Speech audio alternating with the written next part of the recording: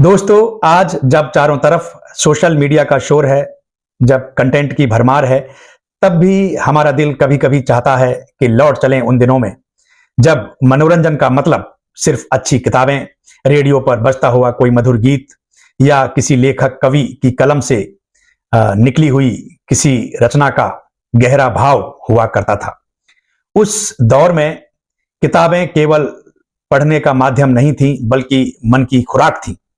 उसी दौर में एक जबरदस्त लेखक हुए गुलशन नंदा, जो कि लोकप्रिय साहित्य के आज भी प्रतीक हैं।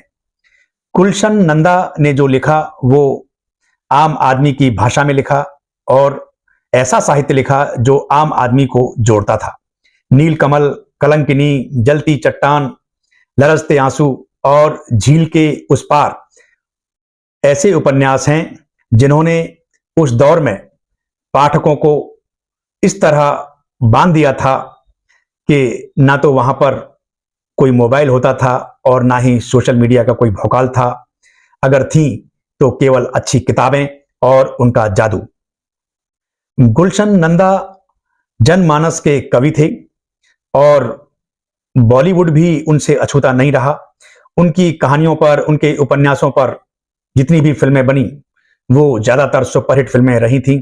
काजल, खिलौना, शहनाई, आराधना, पत्थर के सनम, शर्मिली, दाग, अजनबी, ऐसी सैकड़ों फिल्में हैं जो गुलशन नंदा जी की कहानियों पर बनाई गई। और उस दौर में गुलशन नंदा स्टार राइटर माने जाते थे। सलीम जावेद से पहले अगर कोई स्टार राइटर था तो वो थे गुलशन नंदा। उस दौर के प्रोड्यूसर्स गुलशन नंदा और उनकी कहानियों पर आंखें मूंद कर भरोसा करते थे।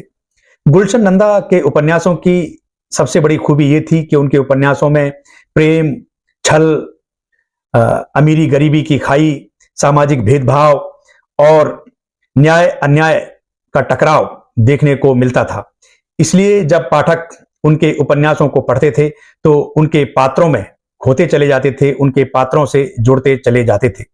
दोस्तों, एक जमाना था जब रेलवे स्टेशंस, बस स्टैंड्स, लाइब्रेरीज और स्कूल बैग्स में गुलशन नंदा की कोई ना कोई किताब का होना तय होता था।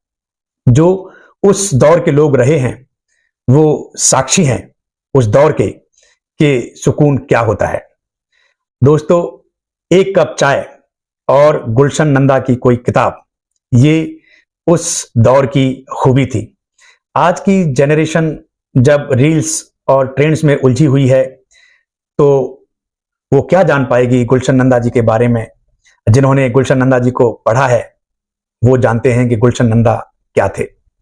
दोस्तों, आज जब कंटेंट तेजी से बदल रहा है तो इस दौर में भी गुलशन नंदा जी के उपन्यास उतने ही लोकप्रिय हैं और जो उनके पाठक हैं वो आज भी गुलशन नंदा जी के उपन्यासों को बड़े शौक से पढ़ते हैं। इस डिजिटल मीडिया के दौर में भी गुलशन नंदा जी का जो साहित्य है वो जिंदा है। दोस्तों, अंत में इतना ही कहना चाहूंगा कि गुलशन नंदा जी साहित्य के वो सुनहरे पन्ने लिखकर चले गए जिन्हें दोहराना शायद अब मुश्किल होगा। दोस्तों, गुलशन नंदा जी ने जो लिखा है वो एक इतिहास है और उनका एक एक शब्द सदियों तलक हमारे दिलों में जिंदा रहेगा। जब तक साहित्य की बात होगी, गुलशन नंदा जी की बात जरूर होगी। आज के लिए बस इतना ही। स्टे सेफ, टेक केयर, जय हिंद।